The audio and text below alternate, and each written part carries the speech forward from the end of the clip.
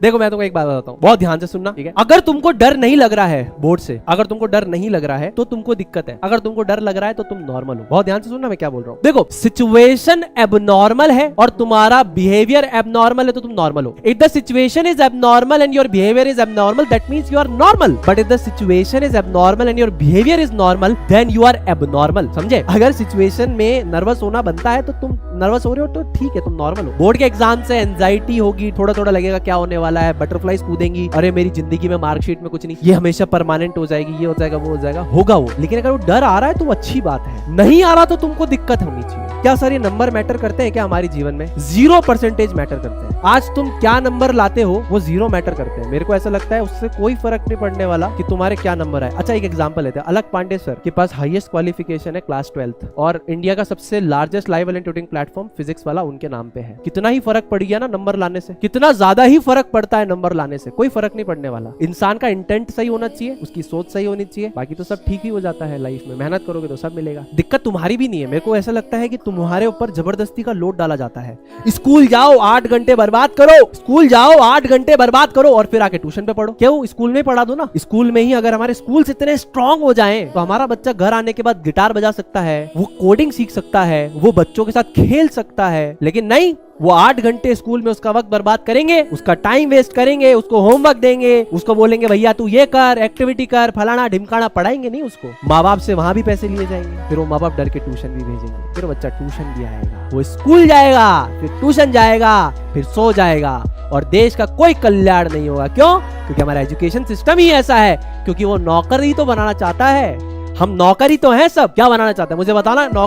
तुम्हारा लाइफ का एक इंटेंट क्या है? अभी 10th पास करके अच्छे नंबर ले आऊं, 11वीं 12वीं में IIT JEE की तैयारी करूं, IIT जाऊं, अच्छी नौकरी लगे। नौकरी तो बनना है ना तुमको, क्या बनना है? एट द एंड तुम्हारा गोल यही है, अच्छी नौकरी लगेगी तो अच्छी छोकरी मिलेगी। नौकर बनने के लिए तो कर रहे हो तुम सब। बात बड़ी कटाश होगी, तुम्हें लगेगा कि आदमी फालतू ज्ञान दे रहा है, लेकिन ये सत्य है और ये आदमी खुद वो फेस कर चुका है। तो वो आदमी फेस करने के बाद ही तुम्हें बता रहा है कि जाके पैर ना फटे बवाई ओ का जाने पीर पराई। जिसके पैर में लगी नहीं है उसे दर्द का कभी एहसास नहीं होता, जिसको लगी वो तो उसको दर्द का एहसास है। कि हमारा एजुकेशन सिस्टम ही घटिया है जो कि बच्चों को नौकरियों के लिए फोर्स करता है। बिट्स पिलानी बहुत बेहतरीन कॉलेज है, मैंने आज स्टोरी लगाई थी, आप लोगों ने देखा होगा कहीं पे। वहां मैंने बहुत उसको प्रेस किया। उस कॉलेज ने कहा है कि आपको 1 साल, 4 साल की इंजीनियरिंग में आपको 1 साल स्टार्टअप बनाने के लिए दिया जाएगा। देखिए क्या बेहतरीन पॉलिसी है। आज गर्व महसूस होता है कि हम उस देश में रहते हैं जो कि नौकरी के लिए फोर्स नहीं कर रहा है कॉलेज। वो कह रहा है नौकरी नहीं, तुम खुद की कंपनी खोलो। ये है बदलाव, ये बदलाव है हमारे देश में। एक कॉलेज कह रहा है कि आप अपनी कंपनी खोलो, आप मालिक बनो। अच्छी बात है, अच्छी सोच है और वो बच्चे बनेंगे। क्यों? क्योंकि उनमें एक थॉट प्रोसेस है। हमारे अंदर क्या थॉट प्रोसेस है? हमें नौकर बनना पसंद है, क्योंकि ये नौकरी का सिस्टम हमारा नहीं था, ये स्लेव सिस्टम ब्रिटिशर्स लाए कि इनके एजुकेशन सिस्टम को ऐसा बनाओ कि ये नौकर बने, क्योंकि उनको तो आपको नौकर ही बना के रखना था ना। अगर ब्रिटिशर्स आपको नौकर बनने से ऊपर आने देते तो वो राज कैसे करते? तो जिसको राज करना है वो नौकरी की बात नहीं करेगा। सर आपके बोर्ड में कितने आए थे? भाई मैं बोर्ड का टॉपर रह चुका हूं, 96% थे मेरे बोर्ड में। पर मेरे को तो पता है ना कि मेरे को पता है कि उस सिस्टम से मैं अफेक्टेड रहा हूं, तो मैं आप ही को बता रहा हूं कि उससे कोई फर्क नहीं पड़ेगा। मेरे से आज तक किसी इंटरव्यू में किसी ने नहीं पूछा। मैंने इतने इंटरव्यूज क्लियर की, भैया आपके कितने 10th में नंबर थे, और मैंने इतने हजारों इंटरव्यू ले ली, लेकिन मैंने कभी सामने वाले से नहीं पूछा भैया जी आपके नंबर कितने थे, क्योंकि उससे कोई फर्क नहीं पड़ने वाला। एट द एंड किस चीज से फर्क पड़ता है? क्या नंबरों से फर्क पड़ेगा? नहीं। अगर कोई इंसान आपको बोल रहा है कि नंबरों से फर्क पड़ रहा है तो वो आपको बेवकूफ बना रहा है। नंबरों से फर्क इतना पड़ेगा कि आपको एक अच्छा कॉलेज मिल जाएगा, लेकिन कॉलेज में जाने के बाद भी मेहनत करनी पड़ती है। कॉलेज में जाके मेहनत नहीं करोगे तो कुछ नहीं होगा।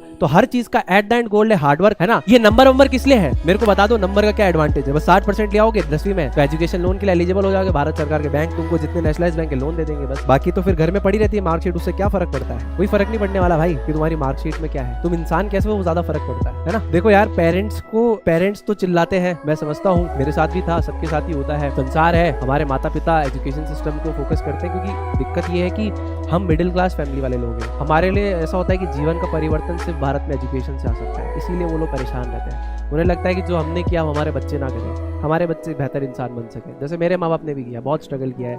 सुबह 5 बजे उठ के ट्यूशन लेना, फिर स्कूल जाना, फिर स्कूल जाके ट्यूशन लेना, मेरी मदर ने किया है। तो everybody do a lot of struggles, क्योंकि हमारे सोसाइटी में माहौल ही ऐसा है। तो वो भी सही है, वो भी सही है, वो अपनी जगह बिल्कुल सही है। वो अपना कर्म कर रहे हैं, तुम अपना कर्म करो। पर एक घर के अंदर एक इंसान ऐसा होता है जो उस पूरे खानदान का नक्शा बदलने का दम रखता है। आई थिंक वो तुमसे ही हो, क्या पता वो तुम हो जो खानदान का नक्शा बदल लो, शायद उस खानदान की सोच बदल जाए, तुम्हारे आने वाले बच्चे एंटरप्रेन्योर बने, नौकरी ना करे, नौकरी दे। बाकी नंबरों से कुछ नहीं होने वाला है, तुम्हारे माँ बाप को भी पता है। आज वो भी एक जिंदगी जी रहे हैं, शायद वो खुश है, शायद वो नहीं है। बहुत सारे लोगों के माँ बाप खुश होंगे, बहुत सारों के नहीं होंगे। जो खुश है जरूरी नहीं है कि वो नौकरी करके आए हैं या पढ़ाई करके आए हैं। आप देखिए भारत के टॉप 100 सक्सेसफुल लोग बता दीजिए, आपको कोई भी एजुकेशन सिस्टम से निकला हुआ इंसान नहीं मिलने वाला कि जो कि कन्वेंशनल तरीके से पढ़ के आए कि ओ भैया भैया भैया जेई के टॉपर बनेंगे, ओ नीट के टॉपर बनेंगे, ओके आईआईटी टॉप कर लिया, ओके अब तो मैं रिच बन गया। हुआ कैसा? अरे हुआ क्या? नहीं हुआ ना। भारत के टॉप बिलियनियर 100 की लिस्ट उठा के दे देना मेरे को, बता देना कितने लोग उसके अंदर से आईआईटी से हैं। एक दो मात्र होंगे क्या? सारे हैं क्या? सारे हैं क्या? नहीं मिलेंगे। तो कन्वेंशनल एजुकेशन सिस्टम से लोग कभी भी सक्सेसफुल नहीं बनते। वो रिलेटिव टर्म है, ठीक है। मेरे को ऐसा लगता है कि ये बातें तुम्हें कोई बताने वाला नहीं है, और किसी को तो बतानी है ना, क्योंकि हर इंसान की, भगवान श्री हनुमान को हनुमान किसने बनाया? आज मैं तुमसे पूछता हूँ, भगवान श्री हनुमान को हनुमान किसने बनाया? भगवान श्री हनुमान, जो तुम्हारे हनुमान जी है ना, उनको हनुमान जी बनाया श्री राम ने। वो तक वानर थे, उनका जो बिहेवियर था वो वानरों जैसा था। उन्हें जिंदगी का रियलाइजेशन कराया भगवान श्री राम ने।